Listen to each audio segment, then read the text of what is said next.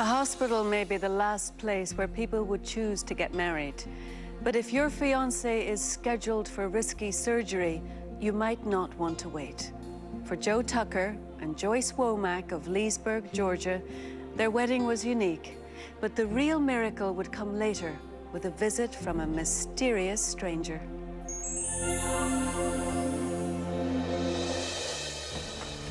July 5th, 1986. Let me get the door. Joe Tucker of Albany, Georgia is being rushed to the hospital for the second time in a month. Lean your head back. Having survived serious injuries in a car crash in June, Joe is now facing a complication that no one had expected. Just hold your head back. We're almost there, sweetie. And now, without immediate treatment, Joe could suffer severe brain damage or die. You're gonna be fine. 5 weeks earlier, Joe's life had been nearly perfect. He was in good health, had a great job, and was engaged to be married in September to the woman of his dreams, Joyce Womack. But on June 13th, Joe was involved in a major traffic accident that nearly destroyed all their plans.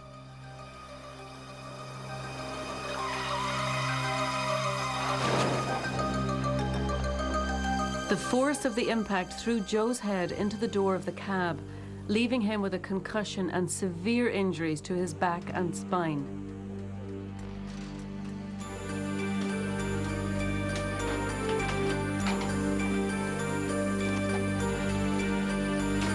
He was rushed to a local hospital, the same hospital where his fiancée, Joyce, worked as a nurse. I was scared. I wasn't sure what kind of shape he was in, how bad was the injury. Is he conscious? You know, will he know who I am? Joyce, he's okay. He's okay. He's stable. When Joyce finally entered the ER, Joe turned his head to look at her, and at that moment she felt that in spite of his injuries, he was going to pull through. That's good. But Joe's speedy recovery surprised even his doctor, John Testerman. He seemed to do well from his skull fracture. The blood cleared up from behind his ear, and there didn't seem to be any residual problems from that. And so after about 3 weeks, we went ahead and discharged him from the hospital. But a few days later, Joe began experiencing intense pressure inside his head and discovered a strange clear liquid coming from his nose, accompanied by a fierce pounding pain. Hey, Joyce! Hey, Joyce! Joe, what's going on? Something's not right. Come on, let's go, let's go. You come sit on the bed, and I'll call the hospital. Everything's gonna be fine. Within seconds, Joyce contacted Joe's doctor, and they were racing back to the hospital with Joe's life hanging in the balance.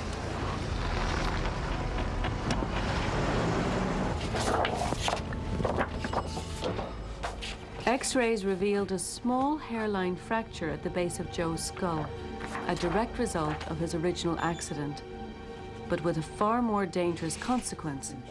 He was losing spinal fluid, and he was losing it fast. This is very dangerous because anytime fluid can leak out from around the brain, bacteria can go up that same hole and get up into the coverings around the brain and cause meningitis, or even form a brain abscess. If it's left untreated, it is a potentially fatal condition. The prognosis was devastating. I feel a little weak. Joe was immediately scheduled for surgery, a surgery that was so delicate that it could leave him with serious physical side effects, even if he managed to live through it. Joyce tried not to show Joe how frightened she was, but she knew she might be losing the man she loved forever.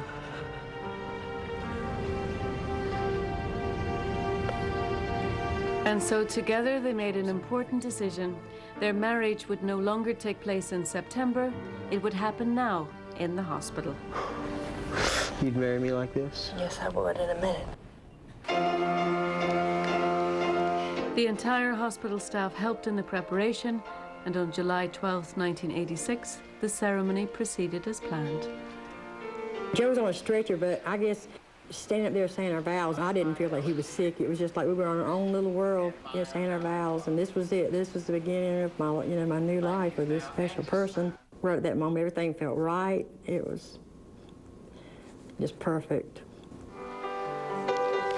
The plight of this young couple touched the hearts of friends and neighbours, and many in the small community showed their support by attending the event.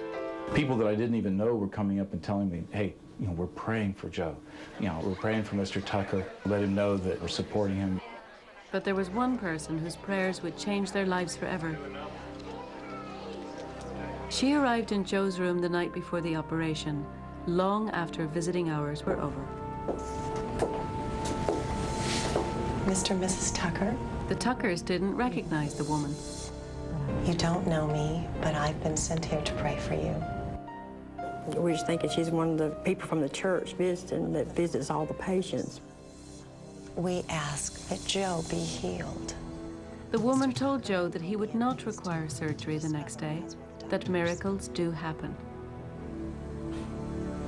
The woman's words gave Joyce and Joe a sense of peace and comfort, but before they could thank her, she was gone. Let me go find out who she is.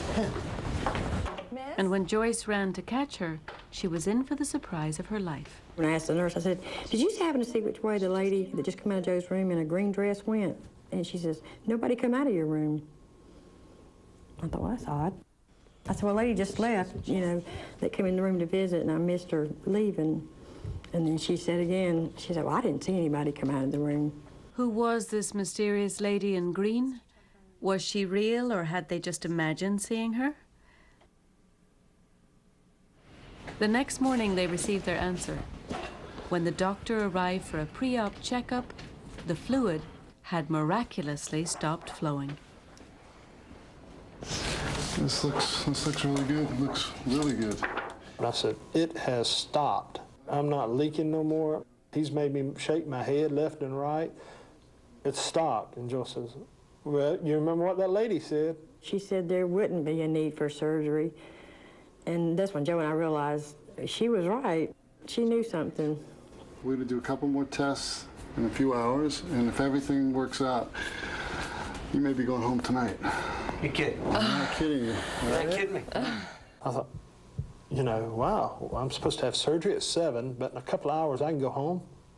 No, this is perfect. I don't want to see this place again. Joe Tucker was released from the hospital later that day. And in the 12 years since then, he has never had a recurrence of the problem. He has also never been able to find the woman who came into his room that night and who brought with her the miracle of his recovery. I don't know if she was an angel or not, but to me she was, because I know I didn't have to have surgery. Nothing went wrong. Did she come from heaven? Did she come from Albany? That doesn't matter. What's important is the message of comfort. There's no doubt in my mind that God is still in the healing business. Today, Joe and Joyce Tucker still live and work in Albany, Georgia. Joe has completely recovered, but not a day goes by that they don't wonder about the mysterious lady in green who visited the hospital room that night and the miraculous healing that followed.